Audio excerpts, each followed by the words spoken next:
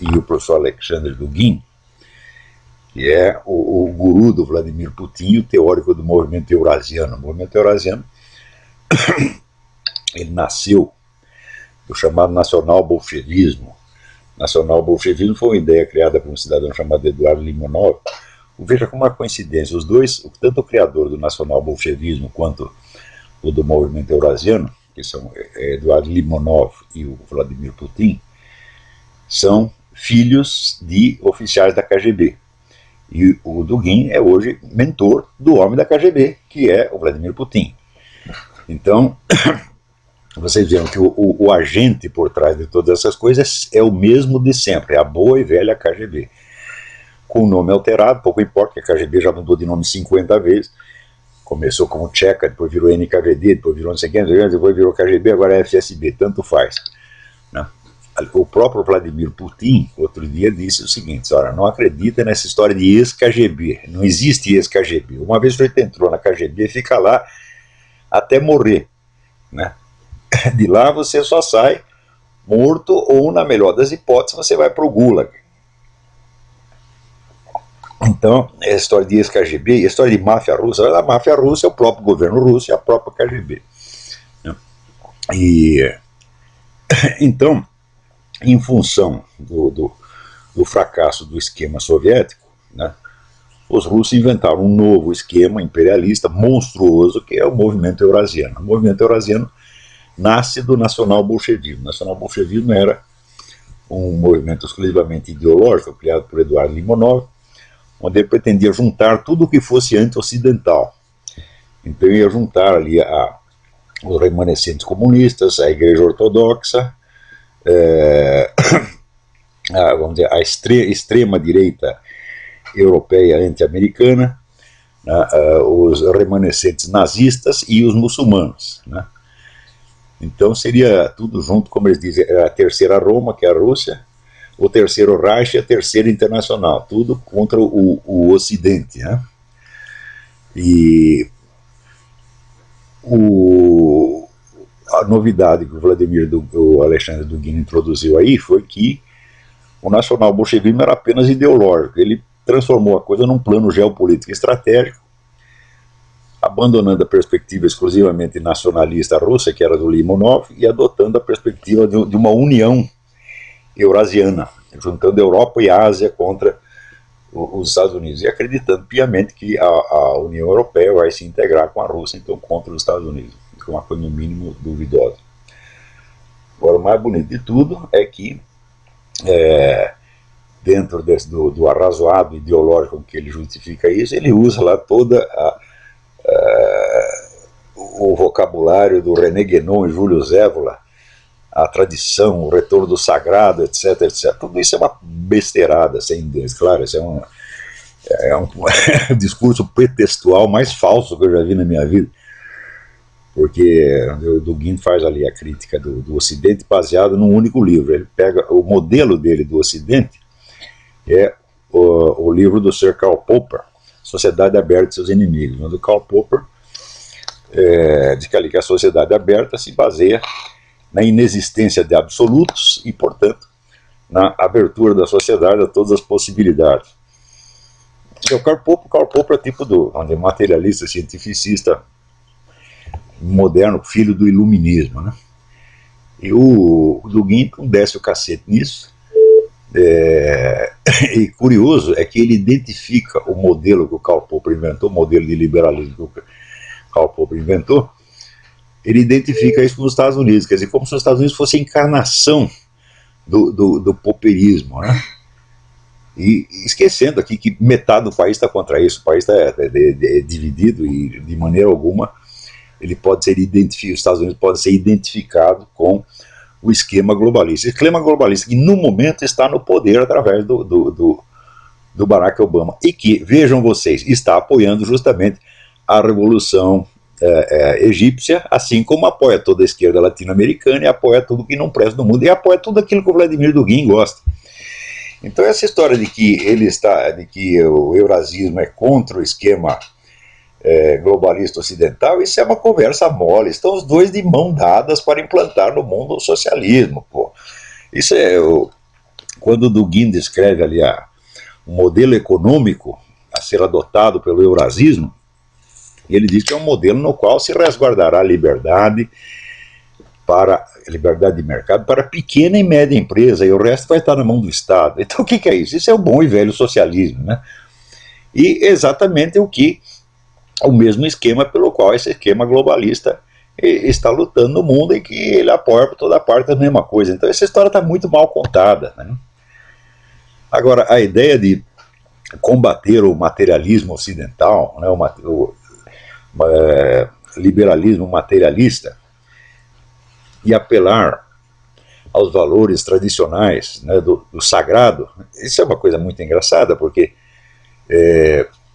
o sagrado, meus filhos, o sagrado não é uma entidade divina, o sagrado é um conceito acadêmico, né, feito justamente na base de ignorar, né, as diferenças essenciais e algumas insanáveis entre as religiões. Para mim, a única coisa que é verdadeiramente sagrada é a intervenção divina, é aquilo que o próprio Deus faz, não as concepções, né, criadas por teólogos ou místicos ou esotéricos daqui e dali, né. Na verdade, se vocês quiserem saber o que é realmente sagrado, vocês têm que olhar para as intervenções divinas do mundo, como, por exemplo, o milagre de Fátima, ou os milagres do Padre Pio de Pietrelcina. O resto é conversa mole, o resto é apenas o conceito do sagrado, né. Pode ser intelectualmente muito bonito, mas é uma coisa vazia no fim das contas, né? Quer dizer, como é que você pode fazer uma sociedade baseada não, vamos dizer, em tradições divinas mesmo, mas num conceito como esse de o sagrado? É um conceito meramente acadêmico, vazio. E no fim das contas, vocês não podem esquecer que entre Alexandre Dugin e Vladimir Putin não há diferença alguma. Eles se amam, se adoram, e um segue o outro exatamente. Então é a política do Vladimir Putin. Agora no Brasil tem um monte de idiotas, tá certo, que se encantaram aí com o negócio do eurasismo do Alexandre Dugin. Falaram, mas quanta baixeza, mas a miséria mental brasileira não tem limite. É o seguinte, o sujeito começa a estudar esse negócio de René Guénon e Júlio Zévora, então ele sente assim, não, as tradições espirituais morreram, o Ocidente abandonou tudo, nós estamos, né, tudo acabou, né, o materialismo tomou conta do mundo. Então eles se sentem muito sozinhos, muito isolados, eles ficam desesperados procurando uma entidade, né, que os proteja, dentro do qual eles se sintam reintegrados. Então aparece o cara com o eurasismo, ele diz, opa, não estamos mais sozinhos, existe um gigantesco movimento mundial que vai restaurar a tradição, e os idiotas caem nisso, meu Deus do céu, que miséria! Pior que às vezes tem alguns alunos meus me matam de vergonha, mas como vocês são burros, minha gente, mas é burrice demais, demais, demais, que coisa!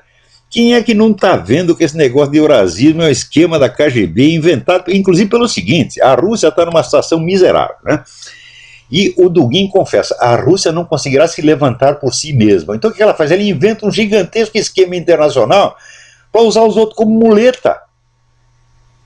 E, no fim, tudo isso aí é o quê? Para levantar a economia da Rússia, meu Deus do céu. Além disso, o Dugin se queixa, não, depois as reformas liberais do Yeltsin corromperam a Rússia, criaram a corrupção na Rússia. Como se o regime comunista antes fosse um templo de pureza, tá certo? E não, vamos dizer, o regime mais corrupto da face da Terra. Tem um livro do Konstantin Simes, A Sociedade Corrupta, leiam e vocês vão ver o que era o regime comunista, onde você não obtinha nada, a não ser na base da propina. Você não podia chamar o encanador, você tinha que pagar o encanador do Estado, mas tinha que pagar propina para ele. Tudo era na base da propina, tá certo? Eu conheci funcionário da embaixada brasileira lá, não vou dar o nome, né, que diz, olha, eu lá andava com 2 caixas de champanhe no porta-mala, porque tudo que você ia pedir lá, você tinha que dar um presentinho pro general, pro funcionário, etc. Era tudo assim na Rússia, meu Deus do céu. Agora, por que a Rússia se corrompeu depois da queda do regime soviético? É muito simples, meu filho. Você imaginou o que teria acontecido na Alemanha se, uma vez derrubado o regime nazista, você distribuísse o poder entre todos os membros da SS, da Gestapo e do Partido Nazista e deixasse todo mundo nos seus lugares? Ia ser uma comedeira sem fim. Foi exatamente isso que aconteceu na Rússia. Os parentes aí do do Dugin e do Limonov, ficaram todos nos seus lugares, ninguém foi punido, ninguém foi perseguido, e imediatamente se transformaram nos milionários, na nova oligarquia. São as mesmas pessoas, e é isso que corrompeu a Rússia. Não foi a adoção do liberalismo, não, senhor. A hora que começou a privatizar a coisa, quem foi que comprou? O pessoal do governo, que tinha o dinheiro na mão, tinha as verbas da KGB, que eram verbas ilimitadas, em cima das quais nem o parlamento soviético tinha controle do orçamento da KGB. Então esta gente, são os maiores bandidos da face da terra, esses viraram os milionários do dia para a noite. E agora fica lá o Dugin se queixando de que o liberalismo ocidental corrompeu a Rússia. Ora, mas meu Deus do céu, precisa ser muito burro para cair numa conversa dessa. Ou vocês aí, vocês, os caras sabem de quem que eu estou falando, né? Esses, assim, guenonistas de botequim que tem no Brasil, uma vergonha, uma vergonha. Quer dizer, se você não é capaz, meu filho, de aguentar a solidão de você ver as tradições espirituais sendo todas destruídas e tudo sendo destruído por um materialismo grosso, se você não é capaz de aguentar a solidão, você não é de nada, você é um fracote, você tá entendendo? Você é um bosta, tá certo? Porque um homem espiritual de verdade, meu filho, ele não conta com as forças deste mundo, ele não precisa de ter um movimento eurasiano pelas costas, ele conta apenas com Deus, ele sabe que mesmo que esteja sozinho, ele vai vencer a parada, meu filho. Nós não precisamos de nenhum apoio institucional, não. Então, vocês que estão aí atrás do movimento eurasiano, vocês são uma vergonha, gente, uma vergonha, meu Deus do céu. Quer dizer, vocês vão ser usados pela KGB, só porque a KGB está citando René Guénon e Júlio Zévola, mas como são burros, puta. Eu ainda tenho uma senhora aqui que pede para eu parar de falar palavrão. Como é que eu posso parar de falar palavrão dentro de coisa desse tipo, minha senhora? O meu saco é limitado, você tem apenas um saco humano como qualquer outro, porra. Agora, a burrice brasileira, meu Deus, é uma coisa que ela ainda consegue me chocar, porque a cada semana ela ultrapassa, vai além de toda a imaginação humana, você tá entendendo? Era só o que faltava, esses guenonistas brasileiros agora trabalhar para a KGB, sem nem saber para quem trabalhando. Vão à merda, tá entendendo? Ora, porra. O esquema de poder que atualmente governa a Rússia, ele está delineado nos planos do professor Alexandre Dugin, tá certo? Com o qual eu tive um debate meses atrás, debate o qual será brevemente publicado em livro integralmente pela Vide Editorial de Campinas. Então, se vocês acompanharem aquele debate, você vai ver que os planos, a estratégia global da Rússia é uma coisa de uma complexidade enorme. A ideia básica era, se originou no que eles chamavam antigamente nacional-bolchevismo. Agora não é mais nacional-bolchevismo, agora já chamam de esquema eurasiano, que é uma coisa um pouco diferente. Mas a ideia, entre outros aspectos, é juntar, é fazer uma aliança entre tudo o que no mundo possa ser anti-americano e anti-israelense. Então isso inclui comunistas, nazistas, radicais islâmicos, extremistas de direita e de esquerda, tudo que possa haver no mundo, tá certo? De anti-americano. E usando, vamos dizer, um discurso ao mesmo tempo revolucionário e tradicionalista, quer dizer, fundindo certos símbolos do pensamento tradicionalista, por exemplo, René Guénon, Júlio Zévola, etc., com a linguagem dos revolucionários comunistas. É uma coisa muito bem feita, tá, né? E da qual não pode resultar absolutamente nada de bom. Tá certo? Quer dizer, o próprio governo Putin é um exemplo. Por exemplo, o Putin diz que oferece asilo e proteção às pessoas que forem perseguidas no mundo por motivo religioso. Então seria ótimo se ele parasse de perseguir primeiro a igreja, parar de perseguir a Igreja Católica dentro da Rússia. Então você vê que esta oferta de proteção, né, é mais ou menos como aquela que Stalin oferecia aos exilados russos, quer dizer, os caras que saíram correndo da Rússia, né, durante a Revolução, que Stalin chamou de volta. E os caras chegavam lá e eles matavam. É uma coisa mais ou menos desse tipo, quer dizer, já é tradicional na Rússia. E, em segundo lugar, você precisa ver que esse apelo religioso do governo russo é uma das artimanhas mais perversas que alguém já concebeu ao longo de toda a história humana. Inclusive porque, eu acho que eu já mencionei isso aqui, quando o Papa João Paulo II, em vez de fazer a consagração da Rússia ao Sagrado Coração de Maria, como havia sido solicitado por Nossa Senhora em Fátima, ele fez uma vaga consagração do mundo, tá certo? Ele sozinho, inclusive porque a Nossa Senhora tinha pedido que reunisse todos os bispos do mundo para fazer a consagração da Rússia, ele sozinho fez lá uma tal de consagração do mundo a Nossa Senhora, uma coisa que absolutamente não quer dizer nada, né?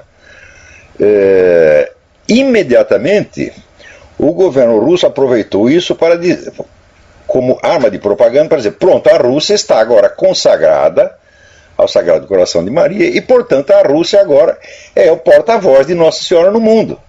Ora, quem não vê que isso é uma empulhação, tá certo? É uma fraude religiosa monstruosa, né?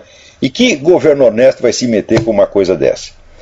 Então, a ideia de você apelar a toda a população conservadora que está descontente, que está chocada com os rumos do mundo, tá certo? Faz parte integrante da estratégia russa. Mas é para usar toda esta gente para fortalecer o poderio do esquema eurasiano, que é basicamente Rússia, China e radicais islâmicos. Então, não podemos nos opor a essa medida, ao conteúdo dela, mas devemos tomar extremo cuidado para que o apoio que nós dermos a isso não possa ser usado, tá certo, para fortalecer o esquema que é o autor da proposta, tá certo?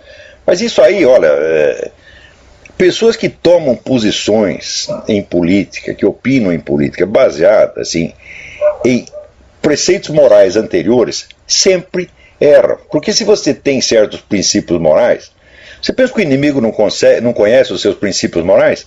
E não sabe a que você é sensível? E não sabe apertar o botão para despertar a reação certa que ele quer de você? E falar, meu Deus do céu. Vocês têm que lembrar o seguinte, Santo Tomás de Aquino dizia que uma ação boa é aquela que é boa nas suas finalidades, nos seus meios de execução, tá certo? E no seu resultado. Então, para aderir a uma coisa, você precisa ver tudo isso, tá certo? Então, quais serão, por exemplo, os meios de execução, né, disto aqui? E quem que está puxando as cordas por trás? Quem que está manejando a coisa por trás? Tá certo?